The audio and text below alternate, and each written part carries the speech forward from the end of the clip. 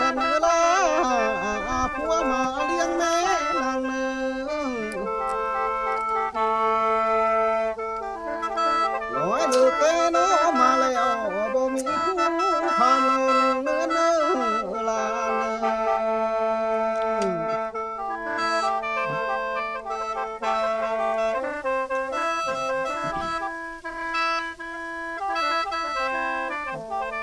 โอ้ยน้อลาย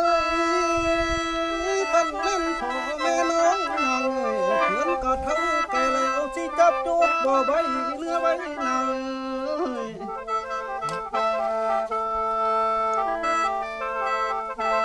อ่านแม่นพ่อแม่นางเอ้ยเพื่อนก็เท่าแก่แล้วสิยอไทยบ่ล้นเนื้อนางเนื้อ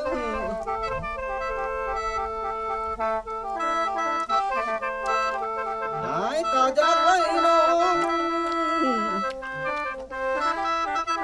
หายอยากเหนือเป็นลูกเคยกกเกยสิสืบหนุนหมอข้างอยู่เนื้อลาน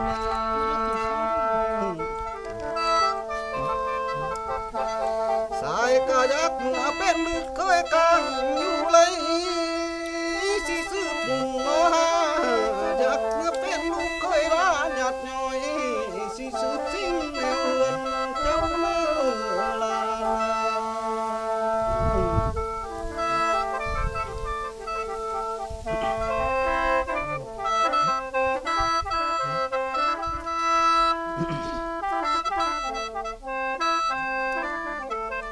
โอ้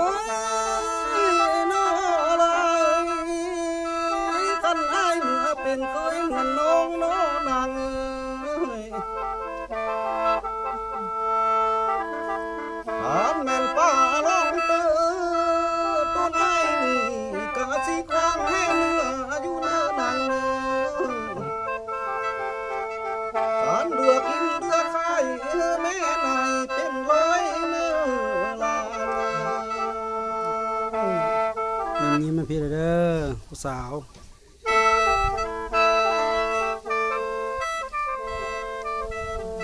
โอ้ยน้อยเอ้ยจะเผื่อน้ำน้องนี่นะเฮ้ยตามบอกลูกเมียอายลูกเมียอายให้เมื่อบ่น้อย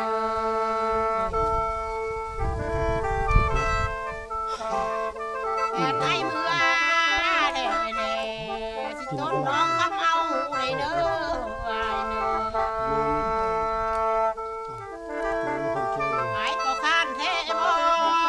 คานเป็นลูกเคยกกบ่ได้มูลหมอข้างแต่บ่หายก็คานแต่บ่เป็นลูกเคยกลางอย่าเป็นบุญหมอห้าเหนื่อยเนื้อเป็นลูกเคยลาเฮาได้ซื้อในเดือนในยาย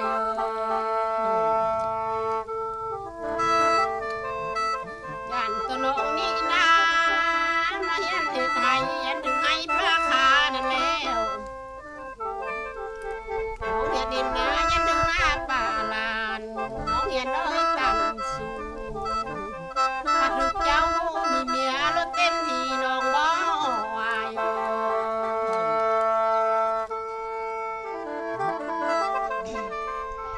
โอ้ยน้องอายเอ้ยน้องก็เมื่อหอดบ้านเด้อายเอ้ยน้องก็อายน้ำตาตกสมองจนลาดเราเด้น้องก็เมื่อหอดบ้านน้ำตายาจะสาดจนในเดาหน้าอายน้ำตาตกแล้วน้อใส่มอนเด้อใส่ไม้พอปั้นบ่ายน้ำตาจันใส่อ้อยหงขาวจนพอร้องเมื่อสาวบ่วายบ่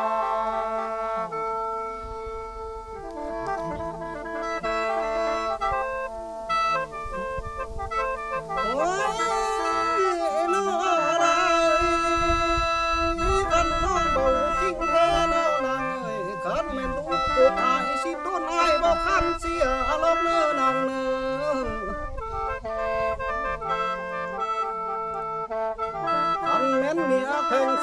นี่นะหมอลำสายเบาคันปอยลกเนื้อนางเนื้อแขนไหลเจ้ามาเป็นน้องแม่น้อยต้นไม้นี่ส่วนเมียไอ้มาอยู่นำนางไหลลาย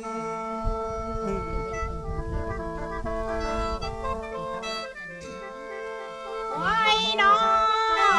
ยเอ้ยไอ้ก็เอาเมียสองเลยของเมืองควันบ่แต่งเหนื่อยเด้ออย่าเอาเมียซ่อนหาเสียอะไรเพิ่นบ่แต่งเอาเนื้อเด้อไอ้เด้ออายุในเด้อกับเมียเขาเมียควันเท่าเนื้ออย่าเจ็บอย่าไข้ได้เนอะสายอย่าปุ้ยได้เนอะไอ้พาเมียสั่งที่ตัวนี้ต่อป่าเนอะไอ้เนอะน้องก็ลำฮอนนี้แล้วได้จุกก้อนสักก้อนหน่อยเนอะมีโอกาสเธอน่าจิ้งลำเลยเนอะวายเน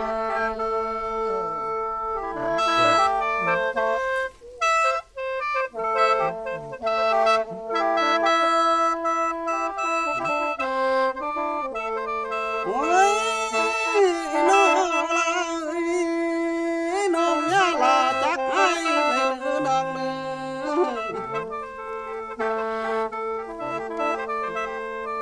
อ่านแม่นกมาจากห้วยนกอย่างเอิ้นสั่งป่าได้เนื้อลาเนื้อ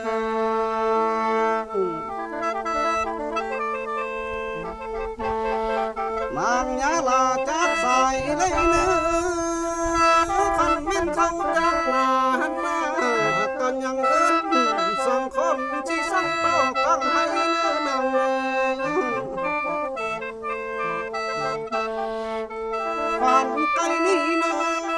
กจากนกสุ่มนี่จากป่าเล้าหน่อยก็ยังเอิ้นสั่งหันให้ลา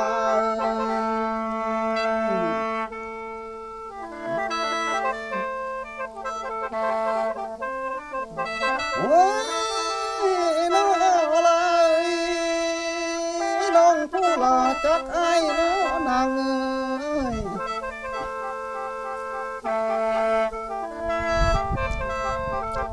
อันแม่นกจากนกก็ยังเอิ้นหาอยู่เน้อนางเน้อ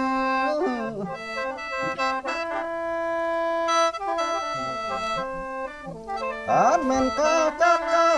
นะสิกาคำยังเอิ้นสั่งเน้ออันแม่นนางจากไอ้ความเร็วก็บ่สั่งก็เต็มที่บ่าวหมอลำไอ้เน้อนางเน้อคันบ่เอิ้นสั่งไก่ก็ยังเอิ้นสั่งไก่ได้เน้อลาเน้อ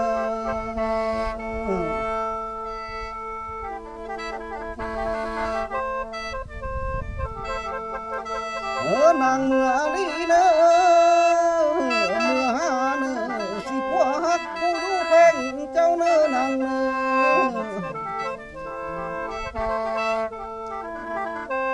นางเมื่อนี้เน้อเมื่อหาสิผัวแพงผู้ดูห้อยหันเน้อ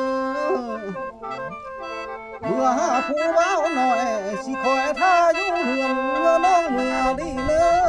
อลาเน้อมาท่านผู้ชมมาฮอนี้เสียงคารามก็ได้จบลงแล้วกาจากกาไอ้โบไลว่าเมื่อกี้นี่ก็ยังเอิ้นสร้างกันบัดว่าน้องจากอายนะคอมเมนต์ใส่ใน YouTube นี่เด้อคำหนึ่งบ๊ายบายโอเค